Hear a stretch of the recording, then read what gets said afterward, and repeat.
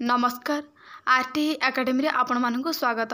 आज आम भिडियो रे सारा जीवन सुस्थ रहिबार 10टी बेस्ट उपाय जानिबा। तेबे चलंतु डेरी न करी भिडियोटी को आरंभ करिबा। सकाळु शीघ्र उठिबा परे 1 ରୁ 2 ग्लास उषुम पानी पियंतु। एहा द्वारा आम शरीर रे जमी रहितिबा टॉक्सिन बाहर जीव एवं कोष्ठकाठिन्य दूर हेबारे सहायक हेबो।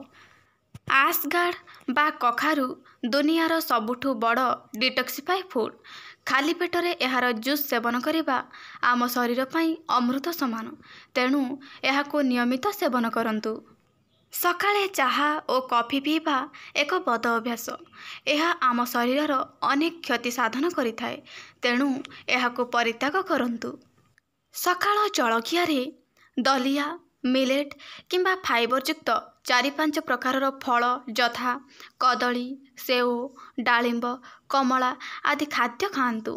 यह आपणक हजम क्रिया को ठीक करने सहित आपण को सबुदिन सुस्थ रखिबो। जो माने वीडियोटी को देखुचंती निश्चित भाव वीडियोटी को लाइक कर दियंतु, सांग मानक सहित शेयर कर दियंतु। आ जो माने चैनल रे नुआ अछंती चैनल को सब्सक्राइब मध्य कर दियंतु। प्रत्येकंक घरे अधिकांश समय रे चीनीर व्यवहार करा जाए। एहाको आज ठारू बंद करंतु। विशेषज्ञ मतरे यह एक व्हाइट पॉइजन अटे। यह द्वारा आम शरीर अनेक क्षति साधन होता है।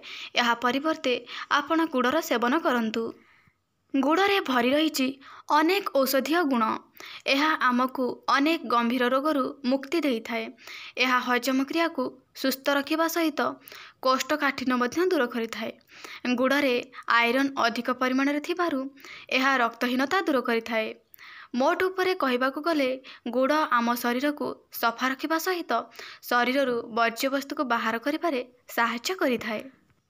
ठिया होई के पानी पीवा द्वारा सीधा सड़क किडनी उपरे कुप्रभाव पड़ी थाए, तेणु सबुबेले पानी पीवा समय रे बसिकी धीरे धीरे पानी पियंतु। प्रतिदिन 2 ରୁ 3 लिटर पानी पीवा निहाती आवश्यक। शारीरिक श्रम करुवा लोकमानक पई यह अधिक होई पारे। नियमित शारीरिक परिश्रम करने आवश्यक। यह आपणक शरीर को सुस्थ रखा सहित मन को मध्य सुस्थ रखि थाए। सकाळे एवं संध्यारे ध्यान और प्राणायाम करिपारिले यह आपणक पई आहुरी उपयोगी हेबो। कथारे अछि जेमिति आहार सेमिति विचार, अर्थात आमे जो प्रकार खाद्य खाइबा ताहा आम विचार उपरे सीधा सड़क प्रभाव पकेइबो। तेणु आम खाद्य सबुबेले शाकाहार और पवित्र हेबा आवश्यक। रात्रिर भोजन आम शरीर पई एक बड़ अत्याचार अटे।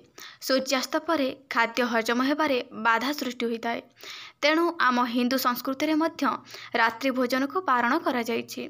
प्रथा परंपरार द्वाही देउथुवा लोक माने एही परंपराटी को पाळिले सेमानकर हित साधन हेबो। वीडियोटी भल लागिले गोटे लाइक करदेबे, चैनल रे नुआ थिले चैनल को सब्सक्राइब करदेबे। धन्यवाद।